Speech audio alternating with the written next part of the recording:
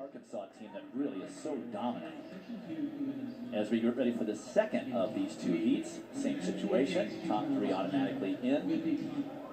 And we're focusing on Lauren Gregory's teammate, Arkansas junior Karina Villon of South. From this meet last year, she was third in this meet last year. She ran 4:43.35 in that meet, but she has a better PR by 10 seconds, 4:33.88 that she ran earlier this year. She is running in very top form.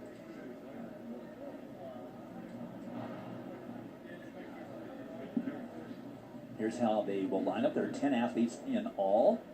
They run them in two groups. Arkansas with a couple of entries in this heat. Maddie Reed, the junior, also in this heat. Keep your eye on Maddie Reed wearing hip 2. She is down running right, 2 people away from her teammate Karina Villon.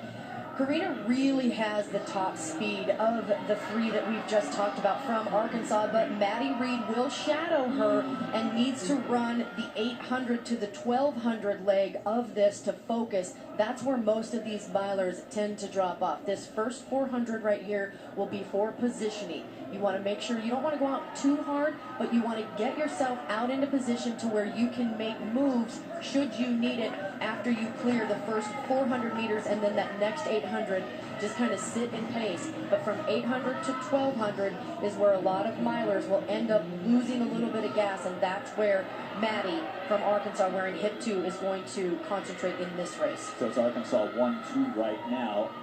Karina Villon will not be doubling back in the 3,000, so she can concentrate all her effort here in this mile qualifier.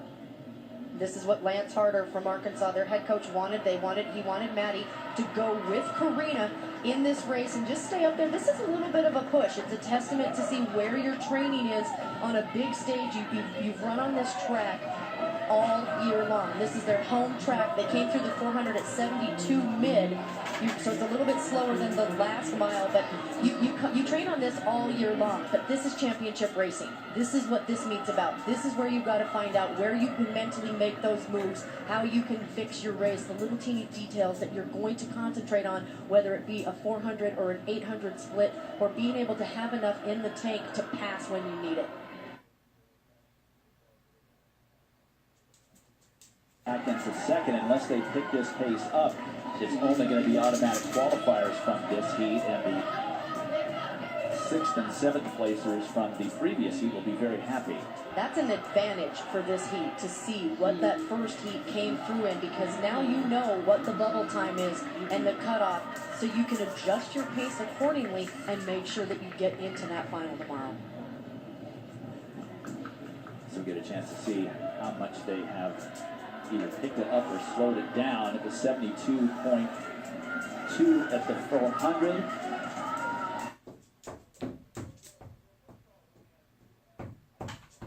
And the cutoff, so you can adjust your pace accordingly and make sure that you get into that final tomorrow. So we get a chance to see how much they have either picked it up or slowed it down. At the 72.2 at the 400.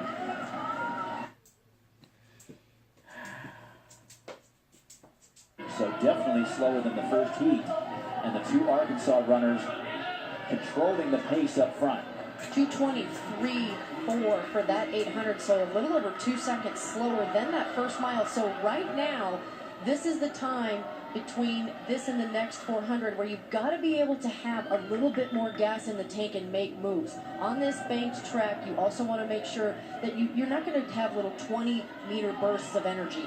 You're going to do more of a 50-meter pass or 50-meter move, and you want to make sure you do those moves on the straight and not the corners.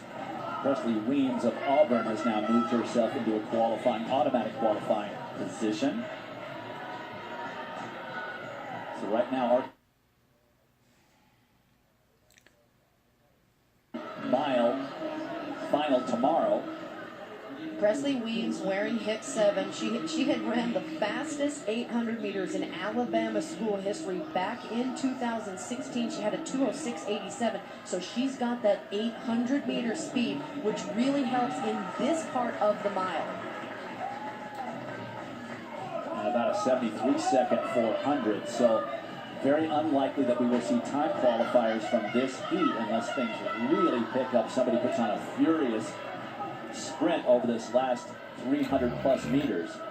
And there's just no need to. They know that they're in the, especially the Arkansas women, they know they're in the lead.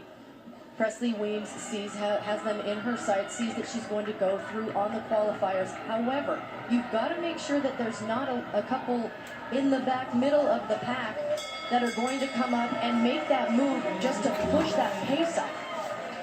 So it remains Karina Villon and Maddie Reed, top two. Then Presley Weems solidly in third, but it is Nicole Gardner, the senior from Alabama, trying to make a move to get into that top three position. She's got a little more than 100 meters to go to make that happen.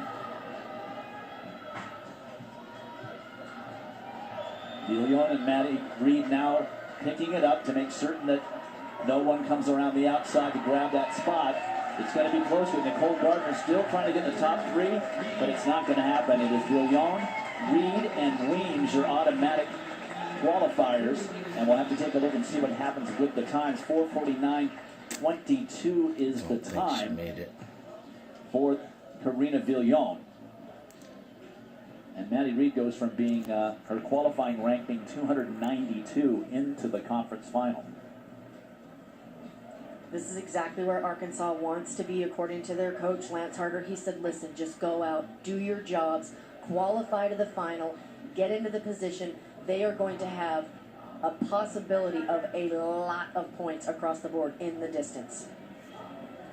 Well, Arkansas just throws such a balanced attack at you, both on the men's and women's side, but this year in particular, the women are very much dominant. So here are the official results. So that means Nicole Gardner will get on time, as will Hannah Campbell. So that mad dash over the last 400-plus meters. Yay! To the final. There are your qualifiers. As I mentioned,